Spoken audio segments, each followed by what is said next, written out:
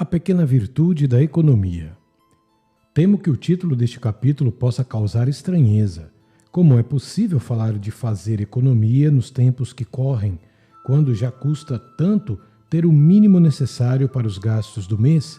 Apresso-me a explicar que não é essa a minha intenção.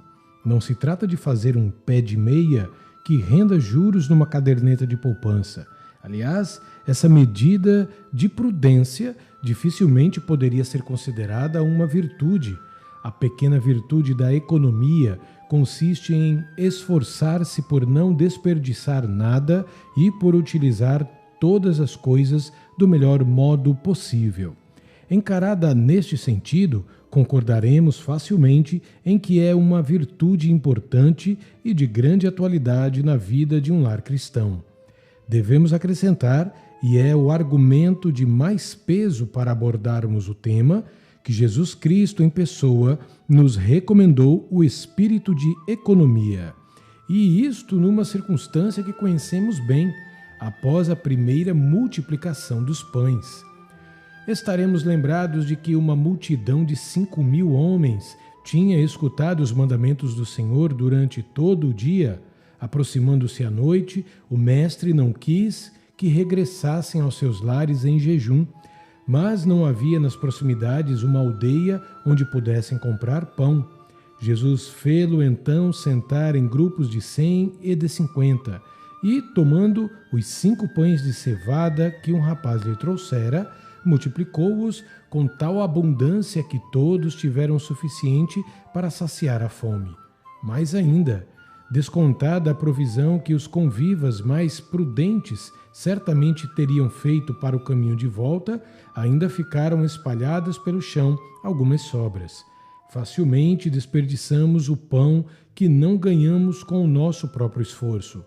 E é então que o Salvador, dirigindo-se aos apóstolos, lhes dá uma ordem que, à primeira vista, contrasta de modo singular com a magnanimidade que acabava de demonstrar.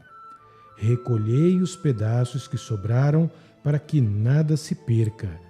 Com efeito, reunidas as sobras, encheram-se 12 cestos. O almoço do dia seguinte, em suma, a precaução não tinha sido inútil. Será preciso dizer que esta lição de economia não nos impressiona menos do que o próprio milagre? Podemos, pois, ser generosos e ao mesmo tempo econômicos. Mais ainda, é necessário que sejamos econômicos para podermos ser generosos. Além disso, Jesus quer mostrar-nos que os dons de Deus, mesmo os mais inesperados, não nos hão de deixar passivos. Contar com Deus não nos dispensa de contarmos conosco próprios. Recebemos dele tantos bens: o tempo, a comida, a roupa que vestimos, o dinheiro que nos consegue o que precisamos, a saúde, a inteligência, a habilidade, a energia. Para o bom rendimento da nossa atividade e para o bem-estar do nosso lar, é necessário que não os desperdicemos e que utilizemos da melhor maneira possível os recursos de que dispomos, por pequenos que sejam. Este é o objetivo da virtude da economia. A palavra economia vem do grego e significa literalmente a lei da casa ou a ordem na casa. Sabemos que uma casa não é um lugar grato se nela não reina a ordem. Parece-nos ouvir a dona da casa, guardiã vigilante do lar, repetir-nos a palavra de Jesus: juntai tudo o que sobrou. E o chefe de família acrescenta: um lugar para cada coisa e cada coisa no seu lugar. As roupas bem escovadas e cuidadosamente dobradas duram muito mais. Os utensílios bem lavados e guardados depois de terem sido usados estão menos expostos à ferrugem. O tempo gasto em arrumar os objetos de uso pessoal é menor do que o que perdemos tentando saber onde é que se terão escondido. Numa casa ordenada não há desperdícios. Aproveitam-se coisas que em outras casas se jogam no lixo. Uma folha de papel, um pequeno pedaço de pano, um fiozinho de lã ou de linha, ao invés de serem jogados no cesto dos papéis, são guardados numa caixa ou numa gaveta especial e algum dia nos alegramos de reencontrá-los. A economia não deve ser confundida com a mesquinhez. Pelo contrário, é ela que permite gastar, sempre com medida. Há pessoas que se arruinam com despesas feitas sem motivo algum.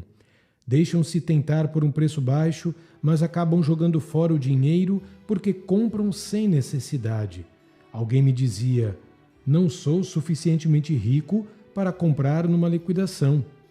Por outro lado, comparar preços não é avareza, mas perspicácia para evitar despesas inúteis. Sem dúvida, hoje em dia não é fácil estabelecer um orçamento, mesmo o de uma família. E aqui também não vai a economia fechar impiedosamente a bolsa, mas ordenar sabiamente as despesas, reduzindo o acessório para garantir o principal. Se eu tivesse autoridade nesta matéria, diria ao marido: dê sempre à sua mulher um pouco mais do que ela lhe pede. E à mulher: gaste sempre menos do que pensava.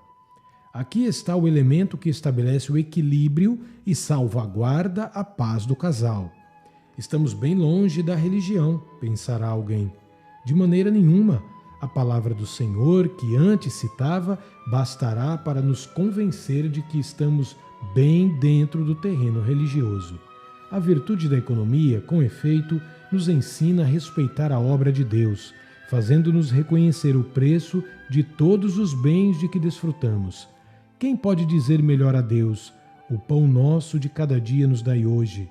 Aquele que desperdiça ou aquele que não perde uma migalha, pois conhece o seu valor?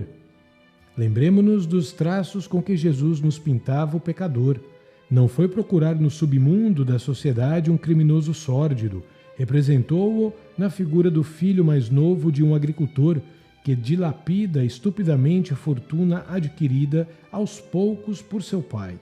O pródigo, o esbanjador, ofende a Deus porque despreza o fruto do trabalho humano. Por que devemos administrar com prudência os bens de que dispomos? Porque não possuímos nenhum deles sem a cooperação dos nossos semelhantes. Fui eu, sem dúvida, que ganhei o pão que como, mas este pão é também o resultado do trabalho dos outros. Eu o devo ao lavrador que semeou o trigo, aos trabalhadores que o colheram e armazenaram, ao moleiro que o transformou em farinha e, finalmente, ao padeiro. Examinemos todos os objetos que utilizamos.